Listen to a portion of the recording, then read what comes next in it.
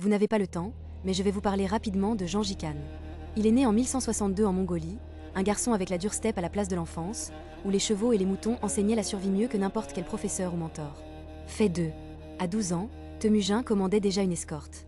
Son père était mort, les tribus étaient en conflit, et il rassemblait les gens comme des pièces de puzzle. Le jeune chef apprit à commander rapidement, sinon la steppe l'aurait englouti comme tout faible. Fait 3.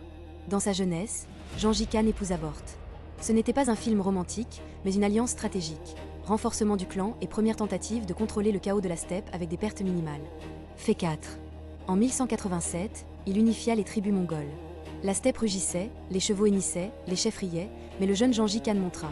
Le chaos pouvait être dompté et rassemblé sous une seule étoile de la bannière. Fait 5. Gengis Khan développa des tactiques militaires ingénieuses. Reconnaissance, fausse retraite, frappe soudaine. Son armée était invisible et imprévisible, comme des hackers avec des arcs, mais sur des chevaux vivants. Fait 6. En 1206, Temujin devint Gengis Khan, le Grand Khan.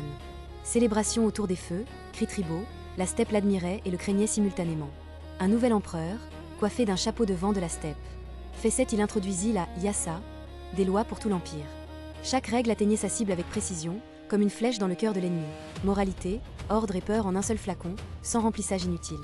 Fait 8. L'armée était strictement disciplinée, déserteurs, morts, courage, honneur.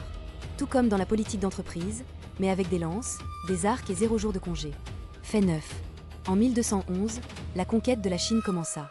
Les Xia du Nord et les Jin virent la vitesse, la précision et la terreur des archers montés mongols, qui répandaient des rumeurs de mort comme le vent. Fait 10. Gengis Khan construisit un réseau de renseignements, coursiers, espions, messages sur des poneys. L'information se répandait plus vite que le vent de la steppe et plus efficacement que tout réseau social moderne. Fait 11. En 1215, ses troupes prirent Pékin. Les murailles tombèrent, les habitants se rendirent, et la stratégie était comme une attaque de hacker moderne, rapide, sévère, convaincante. Fait 12. Il utilisa la peur comme arme. Les rumeurs de cruauté voyageaient plus vite que les flèches, les villes se rendaient sans combattre, et les ennemis comprenaient que les plaisanteries n'étaient pas les bienvenues. Fait 13. En 1220, l'invasion de l'empire khwarezmien commença. Une rivière d'ambition déborda la steppe, et les ennemis réalisèrent. Gengis Khan n'était pas seulement un nom, mais un jugement. Fait 14. Gengis Khan participa personnellement aux campagnes, à cheval, arc prêt, vent au visage. Un général sur roue sans roue, seulement vitesse, compétence et logique froide. Fait 15. La steppe se souvenait de sa colère. Les villes rebelles souffraient, les courageux avaient une chance de survivre. Discipline et peur étaient les fondations, comme des indicateurs clés de performance pour les managers modernes. Fait 16. Il construisait des ponts entre les tribus, alliances, mariages, traités. La politique faisait partie de la guerre, et savoir qui invitait à la table sauvait souvent des vies mieux qu'une épée. Fait 17. Il introduisit l'écriture et les lois. Les scribes enregistraient les ordres, et l'Empire apprenait à lire et à craindre simultanément. Amende et instruction avançaient plus vite qu'un cheval à travers la steppe. Fait 18. L'armée, des milliers d'archers montés. Imaginez une armée de drones, mais avec des arcs, des flèches et le vent au visage au lieu de la technologie et du Wi-Fi. Fait 19. Gengis Khan mourut en 1227, mais son héritage grandit.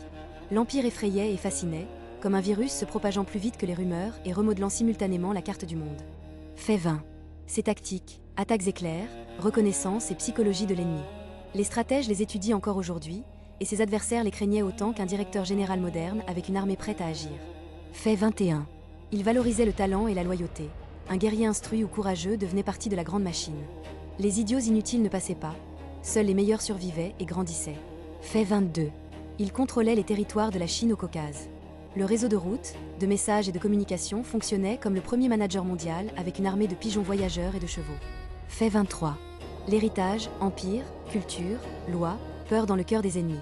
Gengis Khan était sévère, mais efficace, comme un manager engagé avec une épée et un sens de l'humour. Fait 24. Et maintenant vous connaissez Gengis Khan. Le garçon des steppes est devenu un conquérant qui a changé la carte du monde, laissant une légende de colère, de génie et de logique impitoyable des empires.